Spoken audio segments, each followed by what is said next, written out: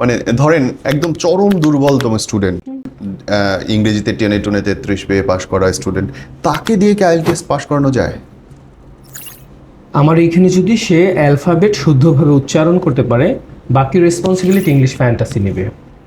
কারণ আমরা তো সপ্তাহে 3 দিন 1.5 ঘন্টা করে 36 ঘন্টার কোর্স না ভাইয়া। আমাদের এখানকার কোর্স হলো 1800 ঘন্টার কোর্স। সে যদি তার নিজের সাথে ফাঁকিবাজি না করে, তার নিজেকে না ঠকায়, তার স্কোর আসতে বাধ্য হবে। মাশাআল্লাহ, I like your confident and style brother. ভাই, যদি আমাদের যেই গার্ডিয়ানরা দেখছেন যাদের সন্তান হয়তো একটু ইংরেজিতে দুর্বল, কিন্তু তাদের স্বপ্ন বিদেশে পাঠানো, সন্তান পড়তে গিয়ে নিজের এবং বংশের মুখ উজ্জ্বল করে, তাদের জন্য যদি কিছু বলতে চান অন ক্যামেরা। গার্ডিয়ানদেরকে একটা কথাই আমি বলবো, আপনার ছেলে বা মেয়ে যদি ইংরেজি ভাষাটা শেখাতে পারেন, আইএলসটা যদি করাতে পারেন, এরপরে যাওয়ার যে প্রসিডিউর আছে সেটা ইংলিশ ফ্যান্টাসি নেবে। এই টোটাল প্যাকেজটাই আমাদের ইংলিশ ফ্যান্টাসিতে রয়েছে। আপনার ছেলে বা মেয়েটাকে শুধু ইংলিশ ফ্যান্টাসিতে পাঠান, এরপরে ঢাকাতে থাকা, খাওয়া, তাকে পড়ানোর রেসপন্সিবিলিটি সকাল টু রাত আমাদের অবজারভেশনে, কারণ আমাদের প্রত্যেকটা জায়গায় সিসি ক্যামেরা দেয়া, টোটাল রেসপন্সিবিলিটি আমরা নিব।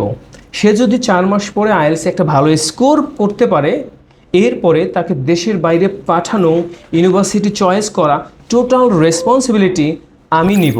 দ্যাট মিন্স ইংলিশ ফ্যান্টাসি পরিবার নেবে। কারণ উন্নত বিশ্বের যে দেশগুলো আছে, প্রায় প্রত্যেকটি দেশে ইংলিশ ফ্যান্টাসির শিক্ষার্থীরা এখন পড়াশোনা করছে। তারা নিজের খরচ নিজে চালাচ্ছে, এছাড়াও পরিবারের হাল ধরেছে।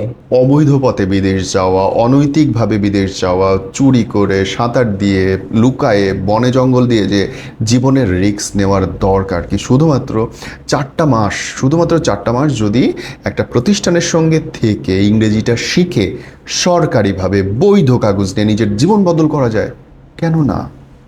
6 মাস বনে জঙ্গলে থাকবেন, নাকি 6 মাস এসি রুমে বসে বসে পড়ালেখা করে নিজের জীবনটা গড়বেন?